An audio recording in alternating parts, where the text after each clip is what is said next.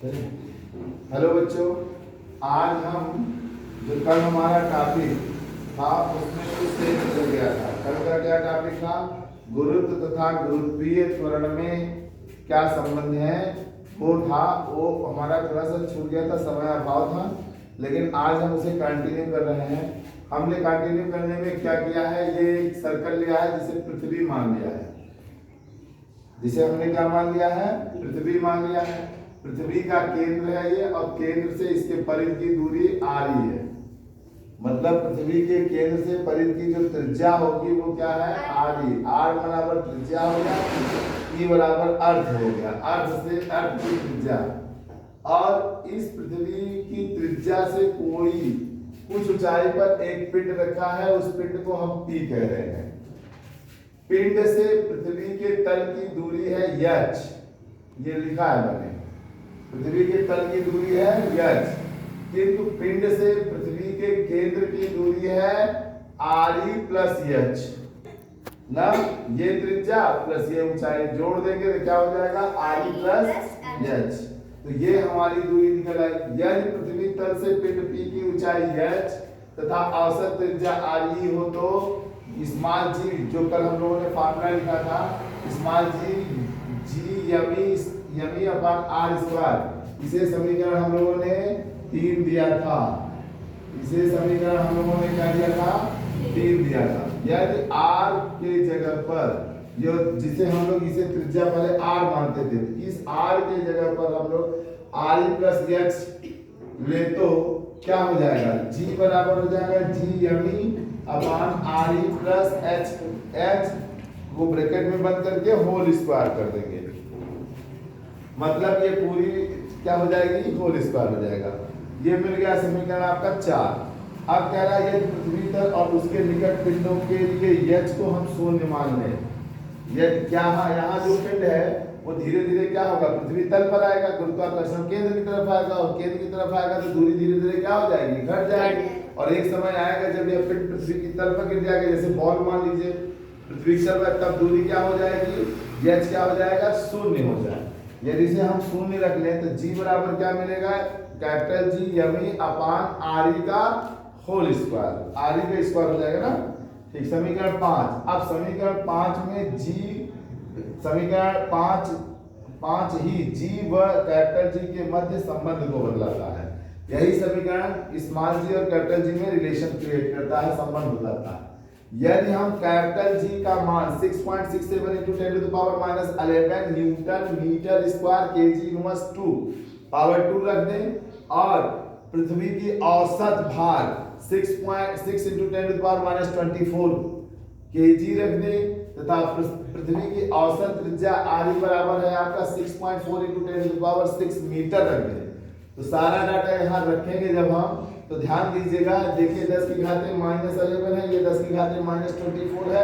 घात माइनस में है तो घात जुड़ जाते हैं, घातों में गुणा नहीं होता, घात जुड़ जाते हैं। और ये 10 की घाते 6 है, ये भी 10 की घाते 6 है, तो फाइनली हो जाएगा 10 की घाते 12। और जो 10 की घाते 12 होगा ये है नीचे प्लस में, जैसे ये ऊपर जाएगा यह भी हो जाएगा माइनस में, और वह भी जुड़ जाएगा।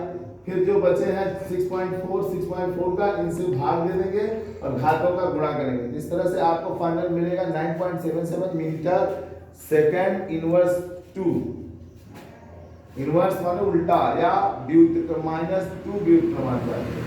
अब g का मान पृथ्वी के तल पर और समुद्र तल पर 9.8, इसे हम 9.8 मान सकते हैं। मीटर सेकेंड की घाते -2 माना जाता है, किंतु जैसे जैसे ऊंचाई बढ़ने पर g का मान कम होता जाता है।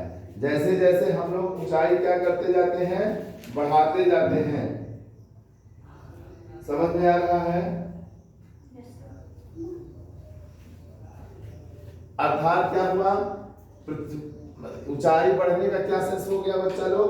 जैसे जैसे हम पृथ्वी की तल से यह ऊंचाई आगे बढ़ाते जाएंगे, जी का मान क्या होता जाएगा? बढ़ता जाएगा। लेकिन जब आप पृथ्वी तल पर रहेंगे तब आपकी ऊंचाई कितनी रहेगी? तब आपका स्मॉल जी का मान कितना रहेगा? 9.8। जैसे हम लोग पृथ्वी तल पर हैं तब स्मॉल जी हमारे लिए कितना रखा जाएगा? 9.8। 8। लेकिन अगर हम ये मार्कर इतनी ऊंचाई पे कर दिए तो पृथ्वी की तल से ये बढ़ गया ना, या इतना ऊंचाई पे कर दिए तो क्या हो गया, बढ़ गया ना स्मॉल जी का मान। तो जैसे जैसे आप ऊपर करते जाएंगे स्मॉल जी का मान क्या होता जाएगा, बढ़ता जाएगा। अब स्मॉल जी का मात्रक बच्चों, मात्रक हम लोगों ने निकाला है मीटर सेकेंड स्क्वायर, मीटर प्रति सेकेंड स्क्वायर, और सेकेंड को ऊपर कर देंगे तो ये हो जाता है मीटर सेकेंड -2 का स्क्वायर। ये आज हम लोगों का ये समीकरण समझ में आया। सर जी का मान कम होता है ना, जी का मान ऊपर बढ़ने पर बढ़ेगा घटेगा। जैसे जैसे आप पृथ्वी तल से ऊपर की तरफ जाते जाएंगे, ठीक, तो इस तल से अधिक ऊंचाई पर जाने पर जी का मान क्या हो जाता है, क्या लिखे हैं, कम हो जाता है ना, बढ़ता है क्या, क्या बोल दिया, बढ़ता है, सॉरी कोई बात नहीं, ध्यान दीजिएगा, मैं मिस्टेक से बोल दिया। जैसे जैसे हम पृथ्वी, जैसे ये देखिए हम पृथ्वी के तल पर हैं, हम पृथ्वी के तल पर हैं, तो स्मॉल जी का मान हमारे लिए क्या होगा, ध्यान से सुन लीजिएगा, बाय मिस्टेक का निकल गया तो मैं इसे सही कर दे रहा हूँ। जैसे हम पृथ्वी के तल पर हैं तो स्मॉल जी का मान क्या होगा, 0 होगा। लेकिन ये मार्कर पृथ्वी के तल पर तो नहीं है, ये इतनी ऊंचाई पर हो गया तो जी का मान क्या हो जाएगा, कम होगा। लेकिन अगर ये और ऊपर गया तो और कम होगा, और ऊपर होगा तो और कम होगा। समझ में आया।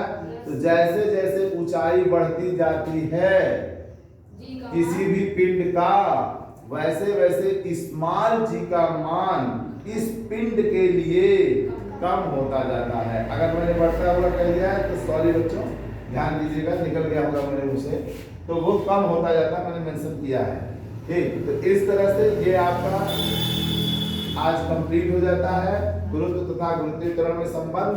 अब बचता है गुरुत्वीय त्वरण और सावर्तिक गुरुत्वाकर्षण नियतांक कैपिटल जी में अंतर। इसे हम लोग अगले वीडियो में बनाएंगे। धन्यवाद बच्चों।